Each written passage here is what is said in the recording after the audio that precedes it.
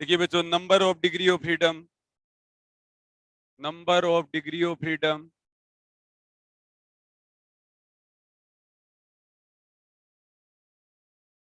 number of degree of freedom in d space dimension is in d space dimension is in d space dimension is पहला d into d plus 1 divided by 2, दूसरा option d factorial, तीसरा option 2d, चौथा option none.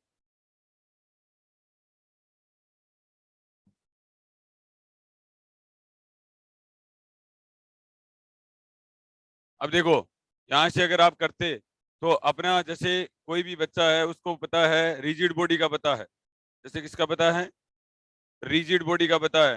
तो rigid body के degree of freedom कितने होते हैं, rigid body के डिग्री ऑफ फ्रीडम कितने होते हैं, 6 होते हैं ना। 3n-k इक्वल टू कितना हो जाएगा, 6 आ जाएंगे। अरे 6 आ जाएंगे ना इन 3D के अंदर, degree of freedom equal to ये आ गए 6। अब देखो, यहाँ पर कोशिश ज्यादा से ज्यादा कोई स्टूडेंट क्या करता, ठीक है, डी की जगह 3 रखता। डी की जगह अगर 3 रखोगे तो ये कितना आ जाएगा, 3 + 1 डिवाइडेड बाई 2 आ जाएगा, 6 आ जाएगा। यहाँ से भी 6 आ जाएगा, ठीक है, और यहाँ से भी कितना आ जाएगा, 6 आ जाएगा। अब क्या करोगे, अब क्या ऑप्शन है आपके पास में, ठीक है। तो इसका अच्छा था, एक तरीका और भी था कि 4D स्पेस में आप याद करते थे कि 4D स्पेस में 10 होते हैं, 4D स्पेस में कितने होते हैं, 10 होते हैं। तो ये करोगे तो 4 × 4 + 1 डिवाइडेड बाई 2, ठीक है, तो ये कितना हो जाएगा, 10 हो जाएंगे। तो ये कितना आ जाएगा, 4 फैक्टोरियल करने से कितना आ जाएगा, 24 आ जाएगा ना। तो इसका मतलब ये कैंसिल हो गया, ठीक है, और ये भी कैंसिल हो गया, ठीक है, सारे कैंसिल हो गए, एक ही बच गए। तो एक तरीका ये भी था। समझ गए ना मेरी बात को, कि 4D स्पेस में आपको पता होना चाहिए क्या 10 होता है, अगर आपको मान लो फॉर्मूले याद नहीं है, ठीक है ना, कर लो ये।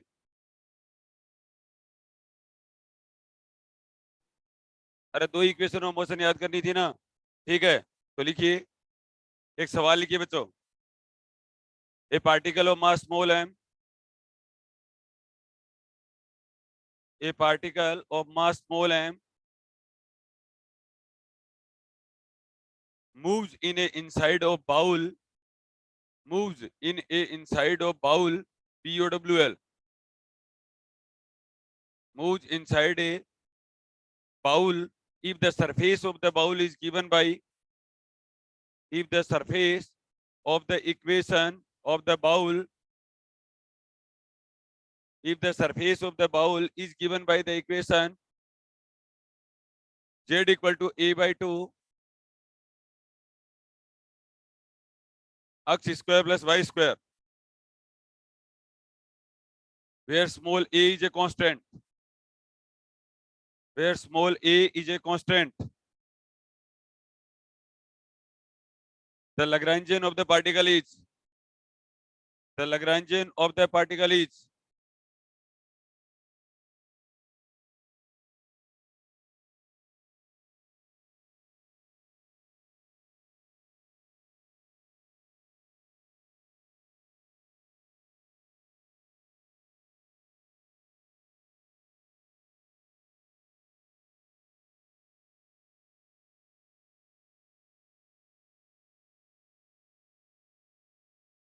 ये ऑप्शन लिख लीजिए।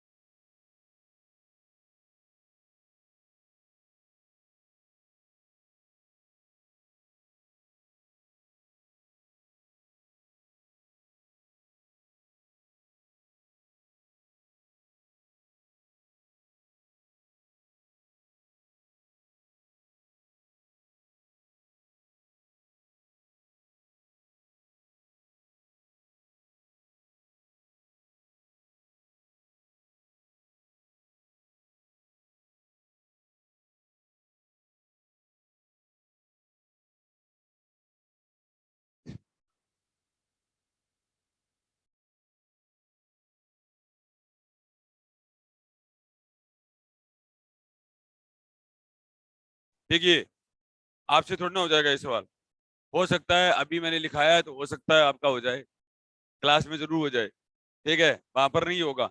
इससे अच्छा है, बहुत ही सीधा सवाल है ये कि a particle of move inside a bowl if the surface of the bowl is given by something.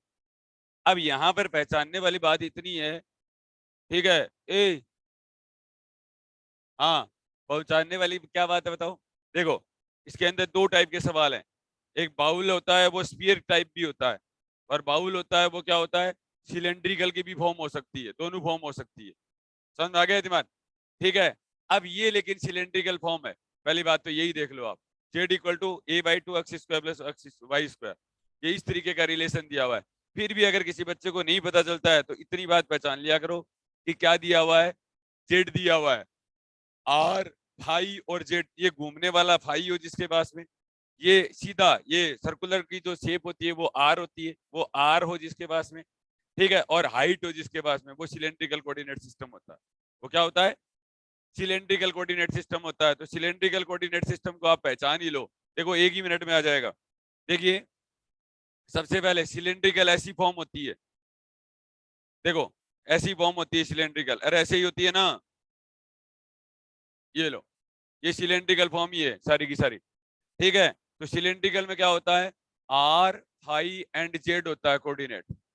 Cylindrical में क्या होता है, आर फाई एंड जेड होता है। तो डी आई कितना हो जाएगा, डी आई इक्वल टू बोलो, डी आर आर के, आर डी फाई फाई के, और डी जेड जेड कैप हो जाएगा, अरे हो जाएगा ना, डी आई बराबर डी आर आर के, और आर डी फाई फाई के, और डी जेड जेड कैप हो जाएगा, अरे हो जाएगा ना।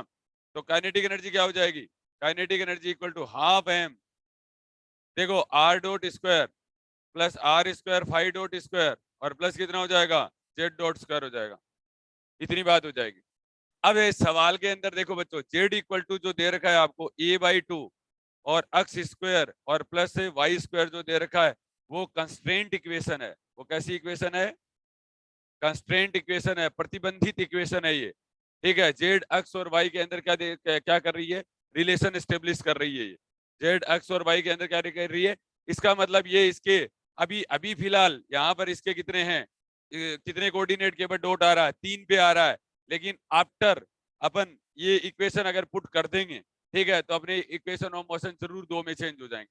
अब मुद्दा ये आता है कि किसको किस में चेंज करें, ठीक है, ये ऑप्शन से पता चल जाएगा आपको। ये किससे पता चल जाएगा, ऑप्शन में। इसका मतलब ये जेड को इलिमिनेट कर रहा है, ये क्या कर रहा है, जेड को इलिमिनेट कर रहा है, ठीक है। तो जेड को इलिमिनेट कर रहा है, तो ये कितना हो जाएगा, kinetic energy equal to half M, और ये कितना हो जाएगा बच्चों, r dot square plus are square five dot square, ठीक है, और जेड डॉट की जगह वैल्यू पुट कर दो, ठीक है, प्लस है जेड डॉट स्क्वायर, ठीक है। जेड डॉट की जगह अगर वैल्यू पुट किया तो ये आ जाएगा हाफ एम, और ये आर स्क्वायर ही कर लो बच्चों, ये किसमें कर लो, क्योंकि इसने कार्टेशियन में नहीं पूछा है आपसे।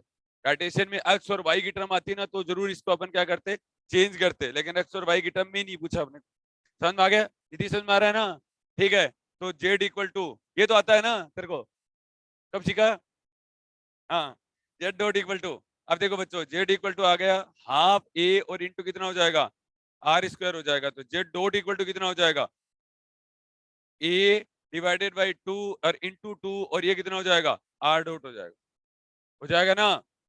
समझ में आ गया, आर आर डॉट आ जाएगा, ठीक है। अरे समझ में आ गया ना लोकेश भाई तेरे, समझ में आ गया ना, शाबाश। और तू भी पढ़ा करे, क्लास रेगुलर लिया करे, ठीक है। देखो बच्चों, तो ये आ जाएगा जेड बराबर, जेड बराबर ये कितना हो जाएगा, ए आर इंटू कितना हो जाएगा, आर डॉट हो जाएगा। जेड बराबर कितना हो जाएगा, a are into R dot हो जाएगा, ठीक है। तो काइनेटिक एनर्जी इक्वल टू कितना हो जाएगा, kinetic energy equal to, kinetic energy equal to हो जाएगा हाफ एम, और ये कितना हो जाएगा, आर डॉट स्क्वायर, और प्लस कितना हो जाएगा, r square five dot square, और जेड डॉट की जगह वैल्यू कितना आ जाएगा, ए आर स्क्वायर और आर डॉट स्क्वायर, और ये, ठीक है, ये आ जाएगा बच्चे, आ जाएगा।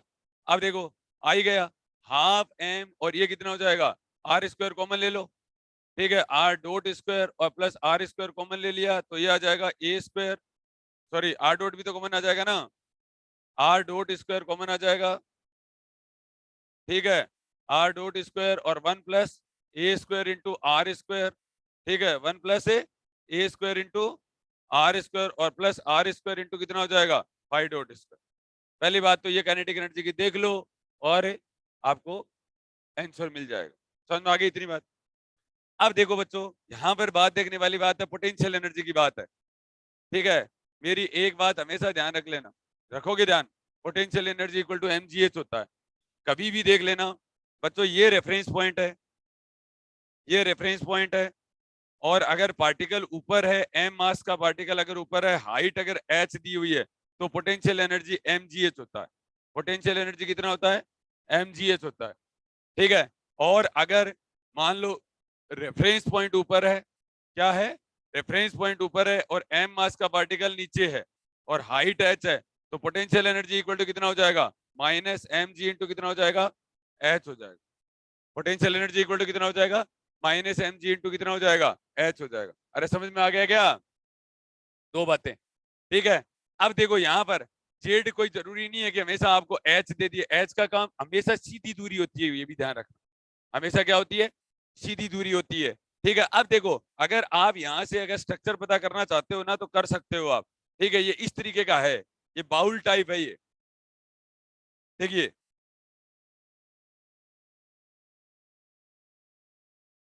कटोरा जानते हो ना, ये इस टाइप का दे रखा है इसने, और ये हाइट आपकी क्या दे रखी है इसने, जेड दे रखी है। ठीक है, ये आपका क्या हो गया, रेफरेंस पॉइंट हो गया, ये आपका क्या हो गया, रेफरेंस पॉइंट हो गया। तो पोटेंशियल एनर्जी इक्वल टू कितना हो जाएगा बच्चों, एम जी इंटू कितना हो जाएगा, जेड हो जाएगा।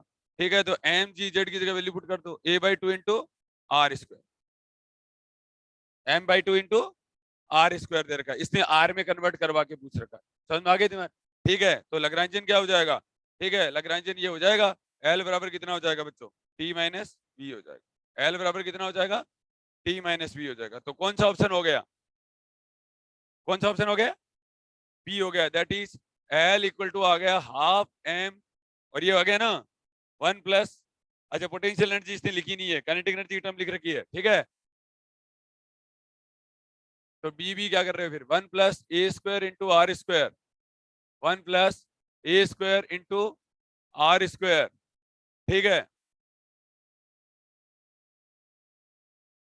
One plus a square into are square, और इंटू कितना होता है, r dot square, plus are square into कितना होता है, फाइव डॉट स्क्वायर। ठीक है, और माइनस कितना होता है, जी ए इंटू आर स्क्वायर होता है। ये हो गया, समझ में आ गया। अब इस सवाल के माध्यम से ही समझ लेना सब बातें। ओ मौका मिलेगा लिखने का, दस तो तुम पहन रखती हो। हाँ समझ में आ गया, अरे आ गया ना, ठीक है। पीछे वाला गेट बंद कर दे एक बार।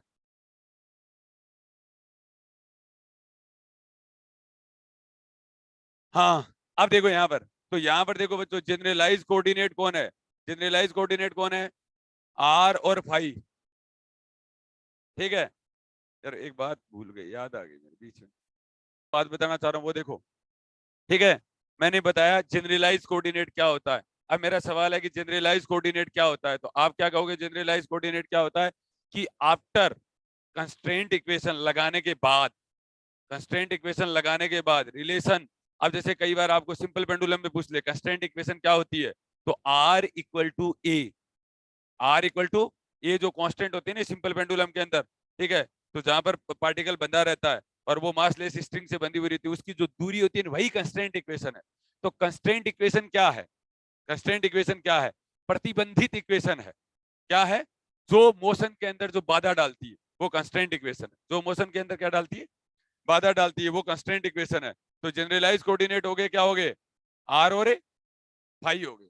जनरलाइज कोऑर्डिनेट क्या हो गए, आर और ए फाई हो गए। अरे समझ गए ना मेरी बात को। ठीक है, तो देखिए अब ए, तो डिग्री ऑफ फ्रीडम कितने हो गए, तो degree of freedom equal to हो जाएंगे बच्चों total number of generalise coordinate. कितने हो जाएंगे, total number of generalise coordinate हो जाएंगे, total number of generalise coordinate हो जाएंगे। समझ में आ गया। ठीक है, हाँ total number of generalise coordinate, इसका मतलब इस सवाल के लिए डिग्री ऑफ फ्रीडम कितने हैं, टू है। इस सवाल के लिए डिग्री ऑफ फ्रीडम कितने हैं, टू है। समझ में आ गया तुम्हारे। अब ये टू डिग्री ऑफ फ्रीडम होंगे, तो इसका मतलब ये हो गया कि दो डायनामिक इक्वेशन आएंगी। क्या आएंगी, दो डायनामिक इक्वेशन आएंगी, दैट इज डायनामिक इक्वेशन का मतलब होता है जिसके पास में एक्सीलरेशन होता है, जिसके पास में फोर्स होता है, ठीक है, स्टैटिक नहीं होती है डायनामिक इक्वेशन। अब कौन कौन सी डायरेक्शन में रिप्रेजेंट करेंगी उसका सबूत है, एक आर में आएगी और एक इसमें आएगी, फाई में आएगी, वो कहलाती है डायनामिक इक्वेशन। वो क्या कहलाती है? डायनामिक इक्वेशन कहलाती है। एक किसमें आएगी? आर में आएगी, एक किसमें आएगी? फाई में आएगी। समझ में आ गई तुम्हें यहाँ तक? तो अब आपके पास में बच्चों लैग्रेंजियन है, आपके पास में क्या है? लैग्रेंजियन है। तो आप इक्वेशन ऑफ मोशन लिख सकते हो डी बाई डी टी और del L upon delta QJ dot और minus del L upon delta QJ और इक्वल टू कितना हो जाएगा? 0 हो जाएगा। ठीक है, तो जो भी आ जाएगा कर लोगे यहाँ पर, जो भी आ जाएगा। और एक क्या आ जाएगा? अब यहाँ पर क्यूजे इक्वल टू कितना लिख दो, एक बार आर लिख दो और एक बार क्यूजे इक्वल टू कितना लिख दो? थीटा लिख दो। ठीक है, तो डी बाई डी टी और del L upon delta R dot और minus del L upon delta R और इक्वल टू कितना हो जाएगा? 0 हो जाएगा। ठीक है, और एक इक्वेशन क्या आ जाएगी बच्चों? डी बाई डी टी और del L upon delta phi dot और minus del L upon delta phi equal to 0, ये आ जाएगा। बताओ समझ में आया कि नहीं है? ठीक है, इतनी बात समझ में आ गई? दो इक्वेशन ऑफ मोशन लिख लोगे, पूरी तो कर लोगे ना ये काम? ठीक है, चलो ठीक है, अपने को पूछा नहीं है, बात पूछना नहीं है, अपने को एक सवाल लेके अपने को क्या करना है? ट्रीटमेंट करना है। ठीक है, अब देखिए बच्चों, कंजर्वेशन लॉज के बारे में क्या जानते हो आप? ठीक है, तो अब देखिए, अब अपना नया टॉपिक है कंजर्वेशन लॉज। सबसे आसान तरीका है, ठीक है, और सबसे बढ़िया तरीका है। Conservation laws, kinetic energy conserve रहेगा या नहीं रहेगा, टोटल मोमेंटम कंजर्व रहेगा या नहीं रहेगा, ठीक है, क्या रहेगा क्या नहीं रहेगा वो देख लेते हैं। समझ में आ गया इसी सवाल के अंदर? ठीक है, तो बच्चों आपने एक शब्द आएगा, क्या शब्द आएगा? साइक्लिक कोऑर्डिनेट आएगा। एक शब्द क्या आएगा? साइक्लिक कोऑर्डिनेट आएगा। ठीक है, देखो पहले सबसे पहले लैग्रेंज इक्वेशन लिखिए, डी बाई डी टी और del L upon delta QJ dot और minus del L upon delta QJ equal to 0। ये कोई cyclic coordinate, linear momentum, angular momentum, ये कोई बहुत बड़ी बात नहीं है, ये यहीं से पिक की हुई चीजें हैं, यहीं से ही क्या हुआ है? पिक की हुई चीजें हैं ये। ठीक है, देखो मैंने ये लिख दिया। अब बच्चों ये देखो, लैग्रेंजियन होता है काइनेटिक एनर्जी की टर्म होती है। लैग्रेंजियन क्या होता है? ठीक है, काइनेटिक मतलब एनर्जी होता है। ठीक है, इसका मतलब अगर मैं del L upon delta QJ dot अगर मैं करूंगा, ठीक है, तो मेरे पास में एम क्यूजे डॉट आएगा, जो कि क्या रखता है? जनरलाइज्ड मोमेंटा की टर्म रखता है। इसका मतलब ये किसकी डायमेंशन रखता है?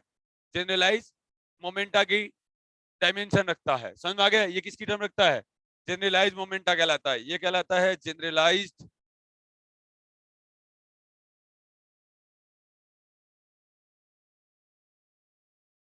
ये क्या कहलाएगा? जनरलाइज्ड मोमेंटा कहलाएगा। समझ गए मेरी बात को? ठीक है, ये क्या कहलाएगा? जनरलाइज मोमेंटा कहलाएगा।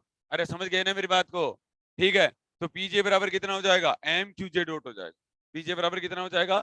एम इंटू क्यूजे डॉट हो जाएगा। ठीक है, इसका मतलब del L upon delta q j हमेशा मोमेंटम हो। ठीक है, एक बात तो ये समझ लेना। अब देखो बच्चों, ये अगर मोमेंटम है तो ये क्या है फिर? ठीक है, देखिए इसका मतलब ये हो गया कि D by D T del L upon, ये पीजे लिख दूं, ये पीजे लिख दूं क्या? PJ equal to del L upon delta QJ लिख दूं।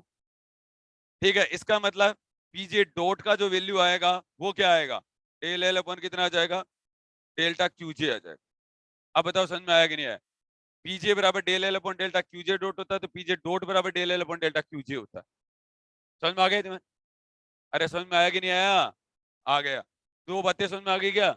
एक होता है जनरलाइज मोमेंटा, एक होता है पीजे डॉट। ठीक है, अब एक बात और ध्यान रख लेना।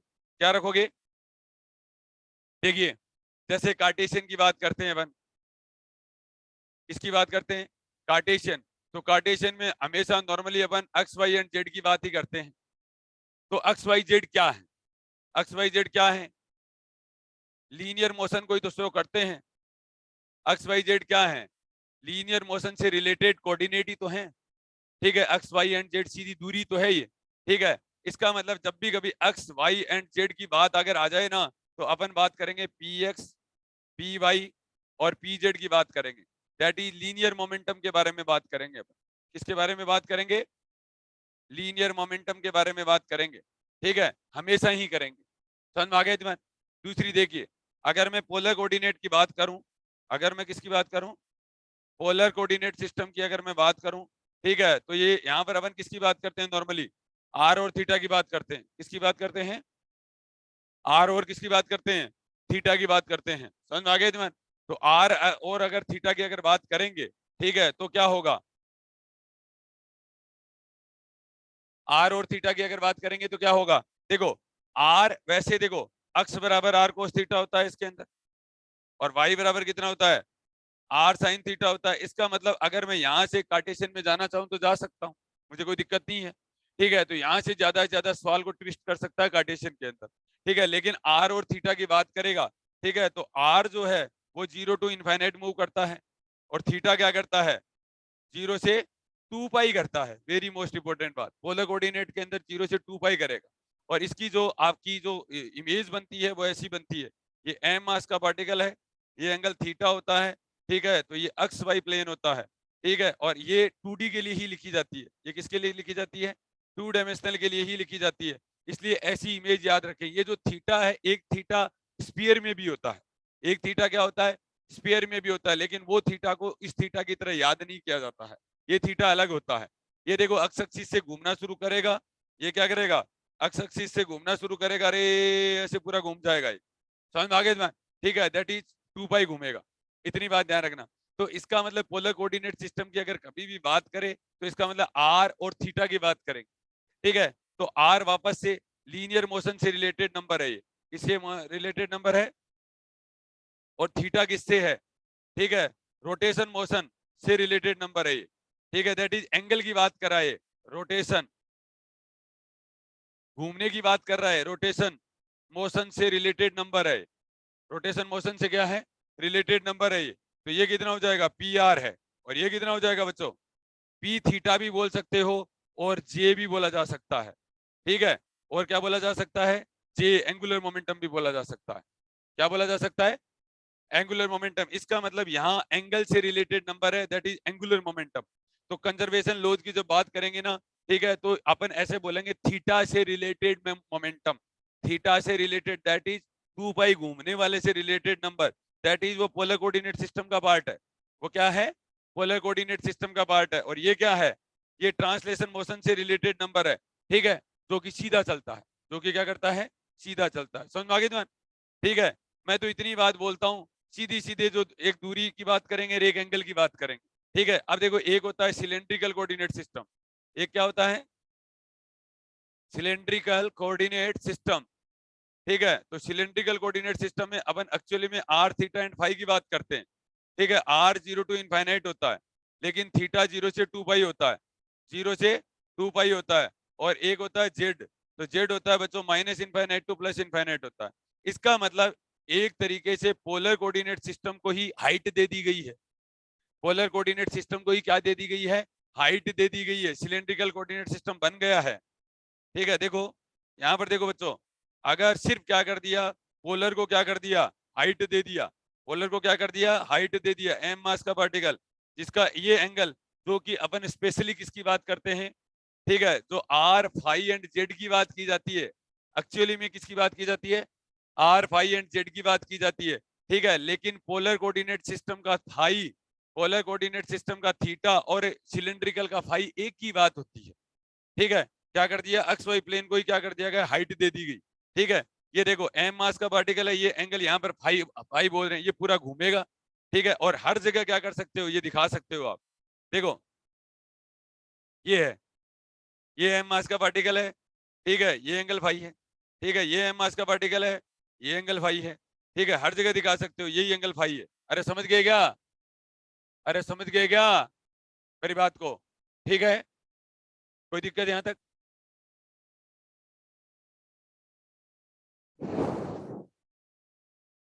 अब मेरे कहने का मतलब ये हो गया, इसका मतलब सिलेंड्रिकल कोऑर्डिनेट सिस्टम ऐसा होता है, सिलेंड्रिकल कोऑर्डिनेट सिस्टम ऐसा होता है, ये देख लो आप ध्यान से देख लो, चाहिए ये एम मास का पार्टिकल होता है, जो कि एक्चुअली में दिखाया हुआ होता है, ये टेढ़ा भी लिया जा सकता है, ये सर्किल की फॉर्म होती है यहाँ पर। ये क्या होती है? सर्किल की फॉर्म होती है, ये देखो यहाँ से। अब ये आप यहाँ पर भी दिखा सकते हो, ये एम मास का पार्टिकल, एक ही बात है।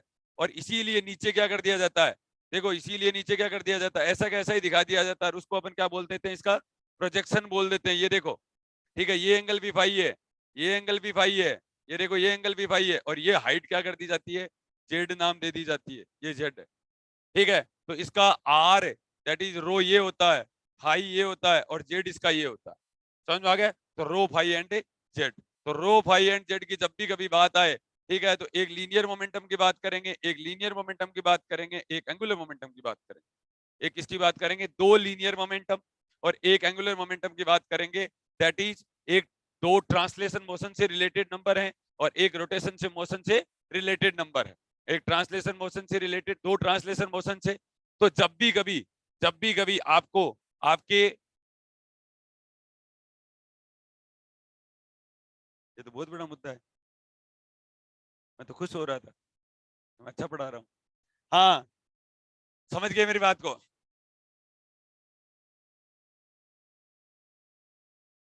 हाँ, समझ में आ गया क्या?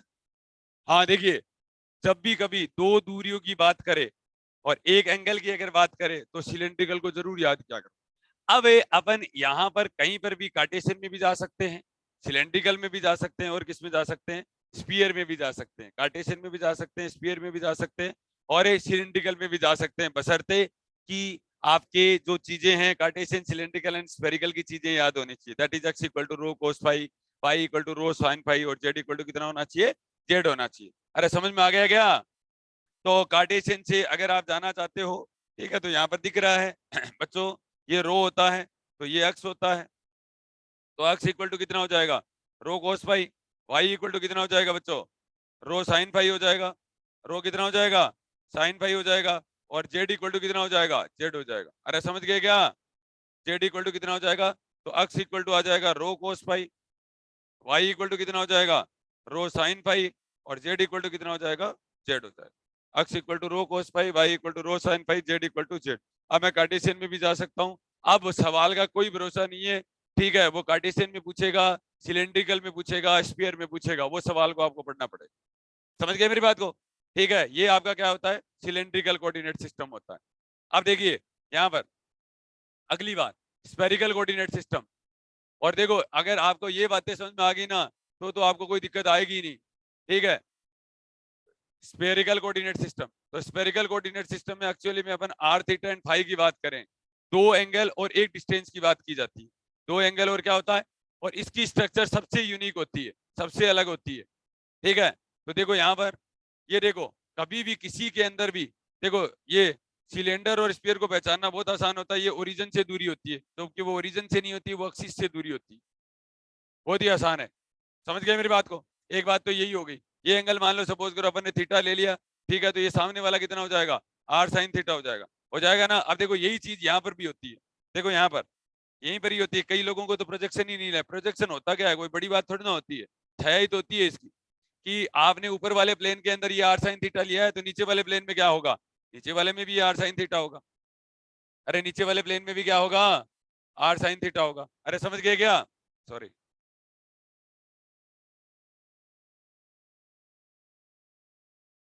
अरे समझ गए ना मेरी बात को? ठीक है, तो वो वही दिखाया हुआ होता है। ठीक है, ये आर साइन थीटा, ये मैंने स्फीयर लिया ना, इसलिए मुझे ये आर दिखाना पड़ा है। ठीक है, यहाँ आर साइन थीटा दिखाऊंगा, ये आर साइन थीटा दिखाऊंगा तो गुना हो जाएगा, थोड़ा सा गलत हो जाएगा ये। समझ में आ गया? क्योंकि ये स्फीयर दिखा दिया ना, क्योंकि ये तो आर रेडियस है ही इसकी। ठीक है, इसलिए ऐसा ना दिखा के ऐसा दिखा दो आप। देखिए, ये देखो, आप यहाँ पर कोई भी पार्टिकल लिया, ये, और यहाँ से ये दूरी कितनी होती है, आर होती है, ये एंगल थीटा होता है। ये इंपॉर्टेंट बात है, ये एंगल क्या होता है, थीटा। अब देखो, थीटा के दो एरो लगते हैं, ऐसे भी लग सकता है, ऐसे भी लग सकता है। ठीक है, कोई मैटर नहीं करता है यहाँ पर। अब यहाँ पर देखो, इसका प्रोजेक्शन डालो आप। अब ये एक प्लेन है, ये क्या है, एक प्लेन है एक्स, ये प्लेन कौन सा है, वाई, और ये प्लेन कौन सा हो जाएगा, जेड। ये हो जाएगा एक्स, और ये क्या हो जाएगा, वाई, और ये क्या हो जाएगा, जेड हो जाएगा। तो ये दूरी क्या हो जाएगी, आर थोड़ी ना होगी, आर साइन थीटा। अब देखो, अब यहाँ पर आपको देखने से ऐसा लग रहा है, आपको देखने से ऐसा लग रहा है कि ये आर साइन थीटा है। ठीक है, सॉरी, आपको देखने से ऐसा लग रहा है कि ये प्लेन टेढ़ा है। ये प्लेन टेढ़ा नहीं है, ये प्लेन इधर आ रहा है। बाहर की साइड आ रहा है, तो ये r sin थीटा सीधी दूरी ही है, ठीक है, ये क्या है, सीधी दूरी ही है कि ठीक है। अब देखो इस बात से समझ जाया करो, अदरवाइज ये जैसे जेड है तो बच्चों ऐसे लग रहा है आपको, ठीक है, ये भी सेम ही जेड है, ये क्या है, सेम ही जेड है ये, ठीक है, ये ऐसे है प्लेन, ऐसे बाहर आया हुआ है ये, ठीक है, और लग ऐसा रहा है, समझ में आ गए तुम्हें। एक बात तो ये होगी। अब देखो इसका ये एंगल भी फाई होता है, ये एंगल भी कितना होता है, फाई होता है, तो ये एंगल भी इसका क्या होता है, फाई होता है। अब ये थोड़ा सा डिस्टिंक्शन जो लग रहा है ना, सिर्फ प्लेन चेंज होने की वजह से लग रहा है, ठीक है, समझ में आ गया, क्योंकि ये जो प्लेन है वो जेड इक्वल टू कुछ कुछ प्लेन है ये, ठीक है, जेड इक्वल टू समथिंग कोई भी दूरी है, ठीक है, समझ में आ गया तुम्हें। और ये क्या है, z equal to zero plane है, ये क्या है, z equal to zero plane है। अरे समझ गए क्या, ठीक है। तो इसके अंदर एक्चुअली में क्या होता है, आर थीटा एंड फाई, इसका मतलब एक तो डिस्टेंस की बात करते हैं, एक तो किसकी बात करते हैं, distance, that is linear motion की बात करते हैं, किसकी बात करते हैं, लीनियर मोशन। और दो एंगल से रिलेटेड आएंगे momentum, that is angular momentum, दो एंगल से आएंगे, लेकिन ये एंगल अलग अलग हैं, एक थीटा से रिलेटेड है, एक क्या है, फाई से रिलेटेड है। थीटा हमेशा 0 टू पाई करता है, ठीक है, थीटा क्या करता है, 0 टू पाई, और फाई क्या करता है, 0 से 2 पाई। ये वेरी मोस्ट इंपॉर्टेंट बात है। वो आपसे पूछेगा कि कौन सा मोमेंटम कंजर्व्ड है, कौन सा मोमेंटम कंजर्व है, थीटा वाला है या फाई वाला है, ठीक है, थीटा वाला है या फाई वाला है, ऐसे जरूर बोले, समझ में आ गई, ठीक है। ये वाली बातें थी। तो अपन जो पढ़ रहे थे, ठीक है, वो क्या पढ़ रहे थे, कंजर्वेशन लॉज पढ़ रहे थे, क्या पढ़ रहे थे, कंजर्वेशन लॉज। अपन यहाँ थे, तो अपन ने यहाँ पर बात की थी कि कंजर्वेशन लॉज के बारे में क्या आपका विचार है, तो अपने विचार ये हैं, ठीक है, एक को अपन ये कहेंगे, एक को अपन ये कहेंगे। अब आपका ही नाम आता है एक साइक्लिक कोऑर्डिनेट, आपका ही क्या नाम आता है, एक साइक्लिक कोऑर्डिनेट नाम आता है। मैं तो ऐसे कहता हूँ कुछ नहीं है ये, ठीक है, लेकिन कहने को बहुत कुछ कह सकते हो आप। साइक्लिक कोऑर्डिनेट, अगर लग्रांजियन लिखा आपने, आपने क्या लिखा, लग्रांजियन लिखा, ठीक है, क्यूजे और क्यूजे डॉट और टी लिखा आपने। सपोज करो लग्रांजियन हमेशा क्या होता है, पहली बात तो ये ध्यान रखना, लग्रांजियन हमेशा कॉन्फ़िगरेशन स्पेस में होता है। कौन से स्पेस में होता है, कॉन्फ़िगरेशन स्पेस में होता है ये,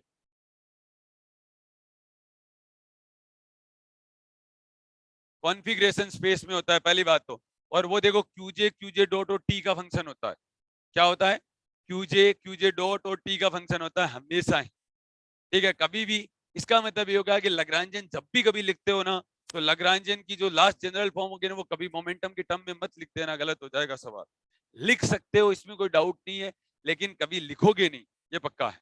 क्यूजे क्यूजे डॉट और टी की ही फॉर्म में आना चाहिए, उसी को ही लग्रांजियन बोला जाता है, ठीक है, अदरवाइज उसको लग्रांजियन नहीं बोला जाता है। समझ में आगे, एक बात तो इसलिए बोला मैंने क्यूजे क्यूजे डॉट। अब क्यूजे क्या है, कोई कोऑर्डिनेट है, anyone X theta phi Y Z कुछ भी हो सकता है, डॉट है उसका, क्यूजे डॉट क्या है, उसका डॉट है, और टी क्या है, टाइम है, टाइम है, समझ में आ गया। तो तीन चीजें यहाँ पर साइक्लिक होंगी। साइक्लिक का शब्द, साइक्लिक शब्द का मतलब क्या है, मैं तो ऐसे कहता हूं कि मिसिंग फ्रॉम लग्रांजियन। मैं क्या बोलता हूं, मिसिंग फ्रॉम लग्रांजियन। पूरे लग्रांजियन के अंदर कौन सी टर्म गायब है, पूरी टर्म ही गायब मिलनी चाहिए, ठीक है, वो कोऑर्डिनेट साइक्लिक कोऑर्डिनेट होगा, वो कोऑर्डिनेट क्या होगा, साइक्लिक कोऑर्डिनेट होगा, मिसिंग फ्रॉम लग्रांजियन, ठीक है। तो मिसिंग फ्रॉम लग्रांजियन तीन चीजें मिसिंग हो सकती हैं। पहली क्या हो सकता है, इफ क्यूजे मिसिंग, इफ क्या है, क्यूजे मिसिंग है, सपोज करो क्यूजे मिसिंग है, ठीक है, तो इसका मतलब क्या हुआ, मैं तो ऐसे कहता हूं कि del L upon delta missing ही है, तो ऑब्वियस सी बात है del L upon delta QJ तो जीरो होगा। अरे भाई उसका डेरिवेटिव तो जीरो होगा, ठीक है, तो कोई बहुत बड़ी बात थोड़ी ना लिखी है अपन ने, ठीक है, तो क्यूजे मिसिंग है तो del L upon delta QJ ही जीरो। अब सपोज करो बच्चों, ठीक है, कि पैरेलल में लिख रहा हूँ ये सब बातें, ये पैरेलल चलता जाएगा, ठीक है, क्यूजे,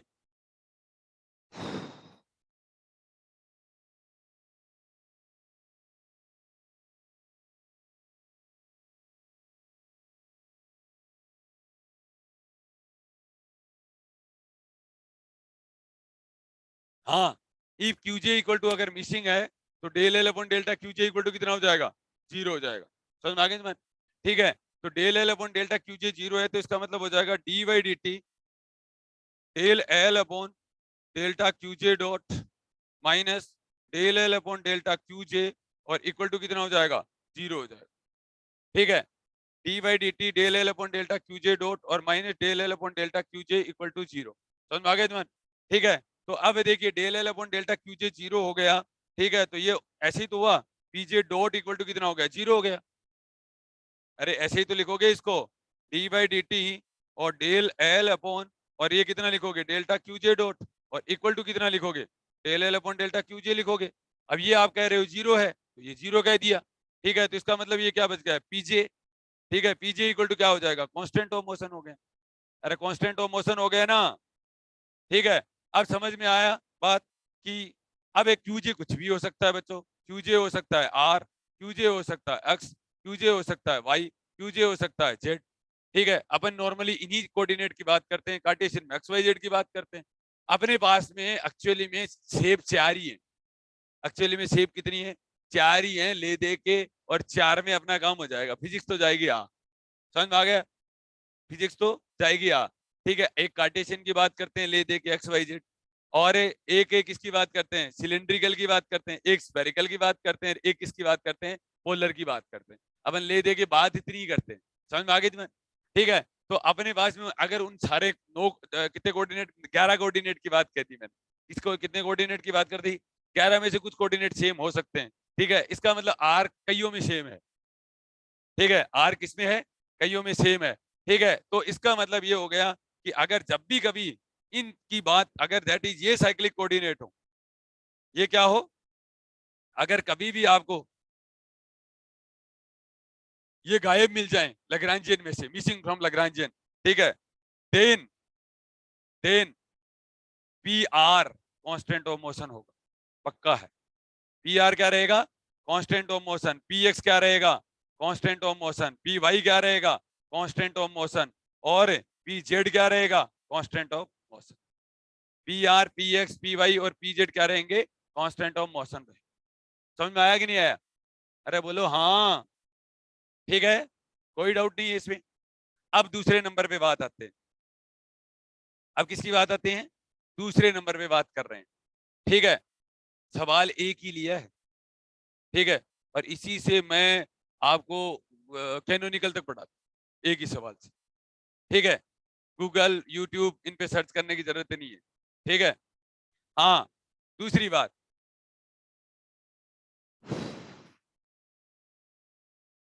दूसरी बात, अब बच्चों अगर आपका क्यूजे बराबर एक थीटा है और एक क्या है, क्यूजे बराबर आपका भाई, ये दोनों शब्द अलग अलग है, दोनों शब्द क्या है, अगर अपन पोलर की बात करें तो थीटा की बात करेंगे, ठीक है। अगर इसके दो पार्ट हो जाएंगे, इसके कितने पार्ट हो जाएंगे, दो पार्ट, एक पोलर में भी थीटा होता है और एक स्फीयर में भी थीटा होता है। एक क्या होता है, स्पीयर में भी थीटा होता है, बस स्पीयर के अंदर तो थीटा घूमता है, वो 0 टू पाई घूमता है, और पोलर के अंदर 0 तो 2 पाई घूमता है। लेकिन कंजर्व तो क्या रहेगा, दोनों के अंदर ही क्या रहेगा, पी पी थीटा ही कहलाएगा, कांस्टेंट ऑफ मोशन, अरे कहलाएगा ना, ठीक है। बस एक 0 से पाई वाला कहलाएगा, एक 0 से 2 पाई वाला कहलाएगा, ठीक है। थीटा दो ही होते हैं, थीटा क्या होते हैं, दो ही होते हैं, समझ में आ गए, ठीक है। अब देखो बच्चों, तो वही वाली बात वापस से, डी बाई डी टी कोई बड़ा काम थोड़ी ना किया है, del L upon delta theta dot और minus del L upon delta theta equal to कितना हो जाएगा, जीरो हो जाएगा। तो डी बाई डी टी, और ये कितना हो जाएगा बच्चों, del L upon delta theta dot, और इक्वल टू कितना हो जाएगा, del L upon delta theta हो जाएगा। तो ये कितना हो जाएगा बच्चों, पी थीटा डॉट, और इक्वल टू कितना हो जाएगा, del L upon delta theta, ठीक है। अगर आपका del L upon delta theta zero हो जाएगा तो p theta equal to constant of motion अपने आप ही हो जाएगा, करने की जरूरत ही नहीं है। अरे समझ में आया कि नहीं आया, ठीक है बच्चों। देखिए तीसरा काम,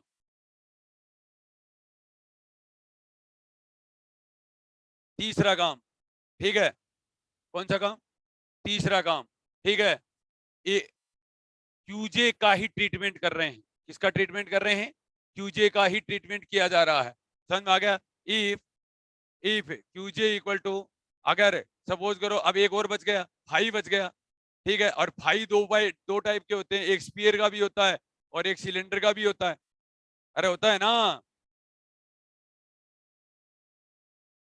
ठीक है। तो ये दोनों ही 0 से 2 पाई घूमते हैं, ये दोनों ही क्या होते हैं, 0 से 2 पाई घूमते हैं, तो पी फाई इक्वल टू क्या कह दोगे, कांस्टेंट ऑफ मोशन कहोगे, ठीक है, कांस्टेंट ऑफ मोशन कहोगे, ठीक है। अब देखो बच्चों, एक चीज का ध्यान देखो, ये घुमाओ अंगुलियों को, ये डायरेक्शन किसकी दे रहा है, जेड की, इसको p z equal to constant of motion भी बोला जाता है। इसको क्या बोला जाता है? P z equal to constant of motion भी बोला जाता है। ठीक है, also also p z equal to constant of motion भी बोला जाता है इसको। कई बार आपको फंसा देगा ये। ठीक है, एक्चुअली में है तो पी फाइव, ठीक है, और बोल देगा क्या कर देगा, पीजेड इक्वल टू क्या बोलेगा। इसका मतलब जो स्पीयर का फाई होता है और जो सिलेंडर का फाई होता है उसके अंदर actually p z equal to constant of motion होता है। पी जेड इक्वल टू क्या होता है? कॉन्स्टेंट ऑफ मोशन के नाम से ही जाना जाता है। समझ में आ गई तुम्हें? ठीक है, क्यों जाना जाता है ऐसे देख लो। समझ में आ गया? वो किसी पर्टिकुलर प्लेन पर आएगा और उस पर्टिकुलर प्लेन के लिए जेड क्या रहेगा? कांस्टेंट रहेगा। अरे रहेगा ना, बस। ठीक है, तो इसलिए आपका नेट में भी एक सवाल आया हुआ है, आपको पता है ये बात? एक दे रखी है इक्वेशन की potential energy equal to x square plus y square plus z square divided by 2 है। ठीक है, बताइए क्या क्या कांस्टेंट ऑफ मोशन है? पी एक्स पी वाई तो सब पहचान रहे हैं, पी जेड का लोचा हो रहा है वहां पर। ठीक है, वो वही था पी जेड। समझ में आ गया? करेंगे भी अपन सवाल। समझ में आ गई तुम्हारे? अरे बोलो। पी जेड इक्वल टू क्या आया? कांस्टेंट ऑफ मोशन आया। आगे समझ में? ठीक है, अब ये इस टाइप के ट्रीटमेंट है। अब क्वेश्चन नंबर 2, अपन ने तो कहा था एल इक्वल टू क्यू जे और क्यू जे डॉट और टी का फंक्शन है। ठीक है, एल क्या कहा था अपन ने? क्यू जे डॉट और टी का कहा था। अरे कहा था ना।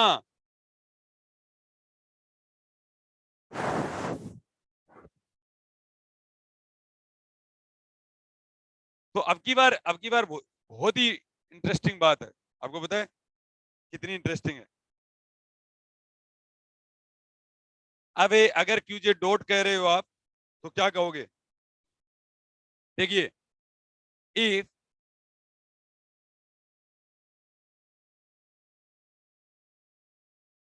Q J dot is cyclic coordinate, ये तो कमाल की बात है। That is missing from Lagrange।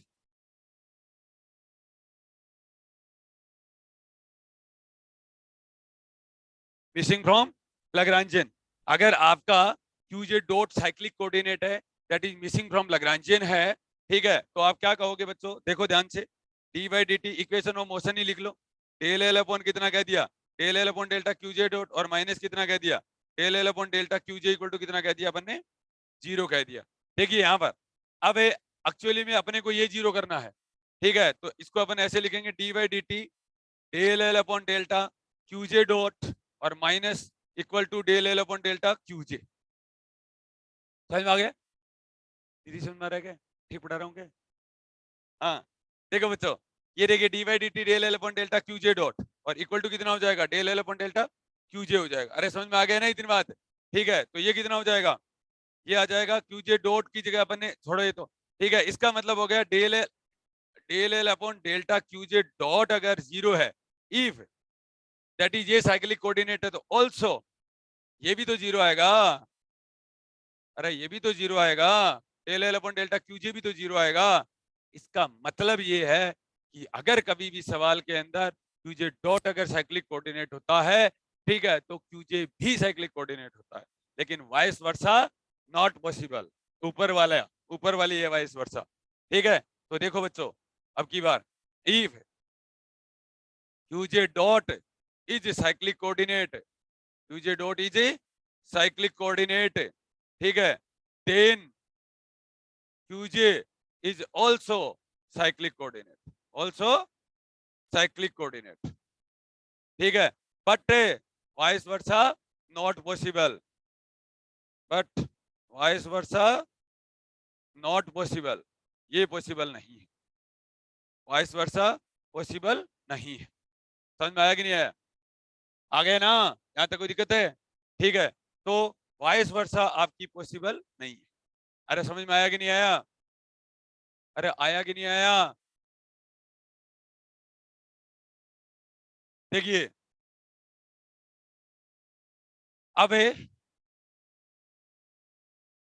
चले आगे। ठीक है, अब एक बात और रहेगी बच्चों, तीसरी बात, if T is a cyclic coordinate. अब की बार अपन ने क्या बोल दिया? T is a cyclic coordinate बोल दिया अपन ने। क्या बोल दिया? T is cyclic coordinate. ठीक है, तो टी साइक्लिक कोऑर्डिनेट का मतलब क्या होता है? देखो इसका मतलब ये हो गया delta L upon delta T equal to 0। Del L upon delta T equal to कितना हो जाएगा? 0 हो जाएगा। इसका मतलब ये है that is time term is missing from Lagrange, जो आपने कभी देखी नहीं होगी ऐसी, और यह हमेशा ही देखी होगी, क्योंकि आपने जब भी कभी सवाल किए ना वो टाइम की टर्म वाले नहीं करते हो आप तो खैर करते ही नहीं, आपसे क्या उम्मीद की जाए। ठीक है, time term is missing from Lagrangian, तो del L upon delta T equal to 0। समझ में आ गया? अब एक है ना लगे हाथ एक बात और याद रख लेना, जब हैमिल्टोनियन पढ़ेंगे ना, ठीक है, तो बच्चों एक और लिखाऊंगा बात, del L upon delta T equal to minus del H upon delta T होता है,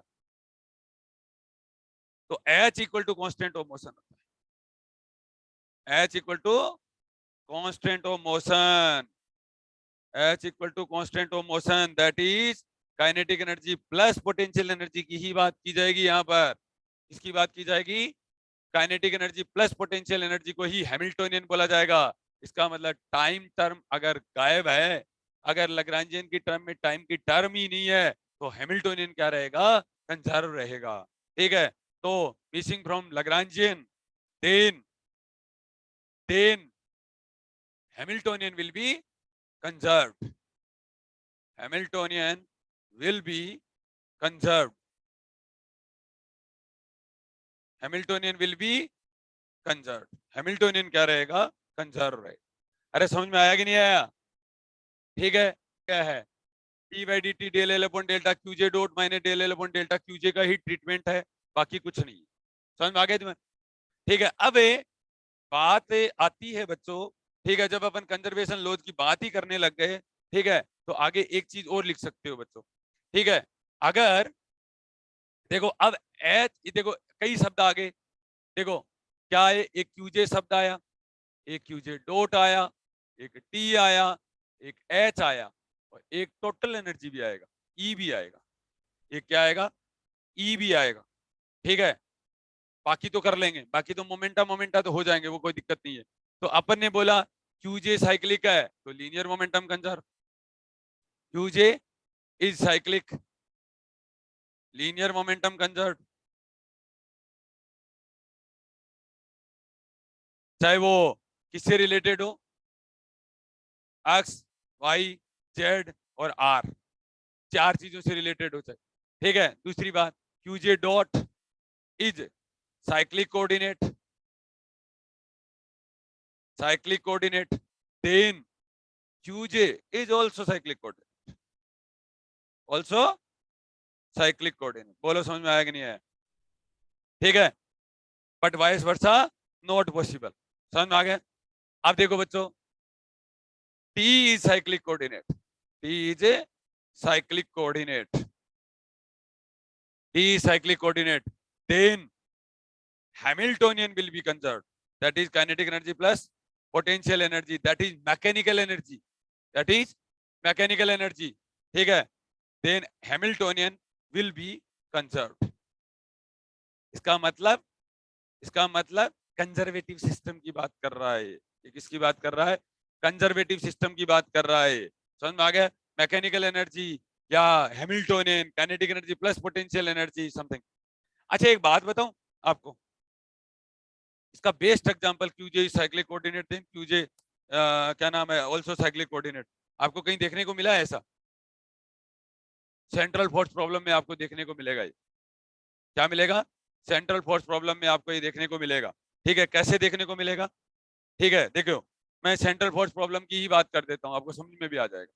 देखो सेंट्रल फोर्स प्रॉब्लम में ऐसा देखने को मिलेगा, सेंट्रल फोर्स प्रॉब्लम में ऐसा देखने को मिलेगा, that is central force problem में होता है हाफ एम और are dot square plus are square theta dot square, R square theta dot square और माइनस अल्फा बाई आर होता है। अल्फा बराबर होता है जी mass of earth mass of सन। अब देखो यहाँ पर देखने से ऐसा लग रहा है, ठीक है, कि इसके अंदर आर और थीटा दोनों साइक्लिक कोऑर्डिनेट है। देखने से क्या लग रहा है?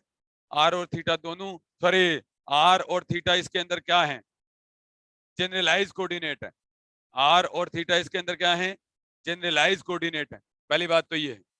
ठीक है, मतलब मैंने ऐसा बता रहा हूं कि आपका थीटा डॉट कहां पर आपका कंजर्व रहता है, और उसको भी जनरलाइज कोऑर्डिनेट नहीं माना जाता है।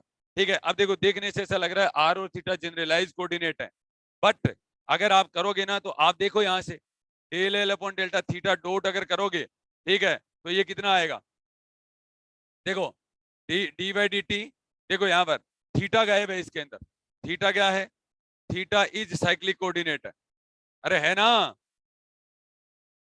That is del L upon delta theta equal to क्या होगा, जीरो होगा। Del L upon delta theta कितना होगा, जीरो होगा। इसका मतलब ये हो गया that is D by D T और del L upon delta theta dot और इक्वल टू कितना हो जाएगा, जीरो हो जाएगा, हो जाएगा। तो इसका मतलब ये हो गया P theta equal to constant of motion आ रहा है जिसको जे बोला जाता है, जे बराबर I omega equal to M R square theta dot और इक्वल टू क्या बोला जाता है, कांस्टेंट ऑफ मोशन बोला जाता है। अब देखो बच्चों ये theta dot equal to J upon M R square आपने कभी बहुत बार सुना होगा, ठीक है, theta dot equal to J by M R square. देखो इसका मतलब होगा थीटा, यहाँ पर आर और थीटा के अंदर तो कोई कंस्ट्रेंट इक्वेशन नहीं है, लेकिन थीटा डॉट और आर में कंस्ट्रेंट इक्वेशन, थीटा डॉट और आर में कंस्ट्रेंट इक्वेशन है। तो अब अगर आप, अब आप ही बताओ खुद ही, देखिए यहाँ पर खुद ही बता दो आप, देखो यहाँ पर इन दोनों को मिलाना जरा, ठीक है, तो ये जो इक्वेशन ऑफ मोशन जो आएगी, ठीक है, इक्वेशन ऑफ है मोशन है के अंदर क्या आपको थीटा डॉट दिखेगा, अब क्या आपको थीटा डॉट दिखेगा, ठीक है, तो ये कंस्ट्रेंट इक्वेशन होती है इसकी क्या होती है, अगर अपन ये अगर पुट कर दें इसके अंदर, ठीक है, तो after putting putting theta dot equal to J by M R square, then degree of freedom equal to 1 होता है। एक्चुअली में डिग्री ऑफ फ्रीडम क्या कहलाता है, 1 कहलाता है। दैट इज, इस बात को ऐसे बोला जाता है कि अगर भी इफेक्टिव पोटेंशियल एनर्जी का कॉन्सेप्ट आ जाता है, क्या आ जाता है, two body problem to one body problem बन जाता है, टू बॉडी प्रॉब्लम टू क्या बन जाता है, वन बॉडी प्रॉब्लम बन जाता है। समझ में आ गया, इफेक्टिव मास का कॉन्सेप्ट आने लग जाता है इसके अंदर, ठीक है, तो उस टाइम उसको कहा जाता है कि डिग्री ऑफ फ्रीडम इसका क्या आएगा, 1 आएगा, डिग्री ऑफ फ्रीडम क्या आएगा, 1 आएगा। समझ में आ गया तुम्हारे, और दैट इज इसके अंदर रोटेशनल काइनेटिक एनर्जी और पोटेंशियल एनर्जी दोनों की क्या आने लग जाती है, बातें आने लग जाती है। समझ में आ गया, ठीक है, तो इस तरीके की चीजें होती हैं, ठीक है। कई बार ऐसे बोल देंगे बताइए, अच्छा सेंट्रल फोर्स प्रॉब्लम के अंदर डिग्री ऑफ फ्रीडम कितना है, एक्चुअली में इक्वेशन ऑफ मोशन देख के लगता है इसकी 2 होती हैं, लेकिन एक्चुअली में एक ही होता है इसका डिग्री ऑफ फ्रीडम। वो क्यों, क्योंकि theta dot equal to J by M R square होता है। समझ में आ गया, that is angular momentum conservation होता है, क्या रहता है, एंगुलर मोमेंटम कंजर्व होता है उसके, समझ में आ गई, थोड़ी थोड़ी बात समझ में आएंगी, ठीक है। अब देखो बच्चों, अब मैं तो इतनी बात कहता हूं, देखिए ये रहा, ये अपन यहां तक आ गए। अब एच जो है बच्चों, एक ये बात भी याद रख लेना, del L upon delta T equal to minus del H upon delta T होता है, ठीक है, अरे कह दोगे ना, ठीक है, तो एच इक्वल टू क्या हो जाएगा, कांस्टेंट ऑफ मोशन हो, कांस्टेंट ऑफ है मोशन हो, ठीक है। अब मुद्दा मेरा यहां टकराएगा, अब मुद्दा मेरा क्या आएगा, यहां टकराएगा। देखिए 2 केस बनेंगे यहाँ, कितने केस बनेंगे, 2 केस बनेंगे। बहुत सारे ऐसे सवाल होंगे जहां पर एच इक्वल टू ई होगा और कईयों में एच नॉट इक्वल टू ई होगा, ठीक है, एच इक्वल टू ई होगा और एच नॉट इक्वल टू ई होगा। कईयों में बोलेंगे कि बताइए कौन सी टर्म क्या है, बताइए कौन सी टर्म क्या है इसके अंदर कंजर्व है, और बताइए कौन सी टर्म इसके अंदर कंजर्व नहीं है। अरे समझ में आ गया क्या,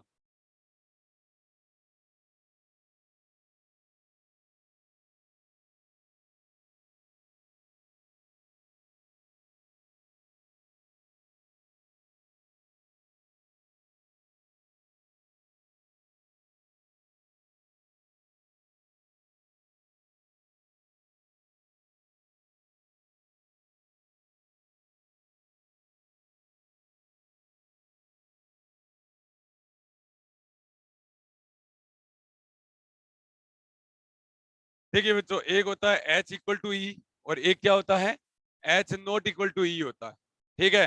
तो एच इक्वल टू ई और एच नॉट इक्वल टू ई, 2 मुद्दे हैं यहाँ पर। अब आपको तो दिख रहा है, ये देखो टाइम तो इसके अंदर क्या रहेगा, टाइम तो क्या रहेगा, साइक्लिक कोऑर्डिनेट रहेगा, तो h equal to constant of motion की बात आ गई है, ठीक है। तो अब यहाँ h इक्वल टू, इसका मतलब जिसके अंदर टाइम की टर्म नहीं है, जिसके अंदर टाइम की टर्म नहीं है, तो उसके अंदर क्या रहेगा, h भी कांस्टेंट ऑफ मोशन रहेगा, और h इक्वल टू e तो होगा ही होगा, ठीक है। अरे होगा ना, ये तो सीधी सी बात पड़ी है वैसे तो, ये यहाँ, लेकिन यहाँ ऐसे हो जाता। पहली बात तो देखो, h equal to constant of motion के लिए, h equal to constant of motion के लिए दो बातें हैं यहाँ पर। h इक्वल टू कॉन्स्टेंट के लिए तो t का क्या होना जरूरी है, साइक्लिक कोऑर्डिनेट होना जरूरी है, ये बात तो समझ में आ गया। लेकिन ये h not equal to e या h इक्वल टू e की तो गारंटी नहीं देता। h not equal to e और e क्या नाम है, ई की गारंटी तो नहीं देता ना, ठीक है। तो देखो यहाँ पर क्या होगा, अब एक बात और लिख लेना यहाँ पर, इफ लग्रांजियन, पूरा लग्रांजियन या वेलोसिटी, सॉरी या पोटेंशियल एनर्जी, पोटेंशियल एनर्जी के अंदर, ठीक है, इफ लग्रांजियन हैव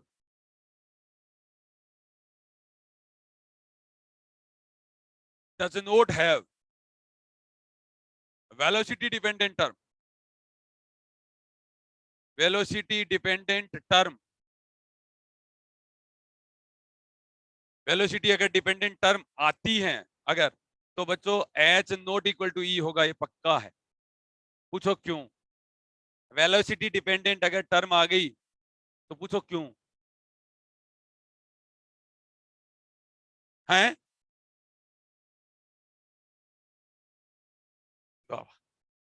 मेरी मेरी बताई हुई बात है।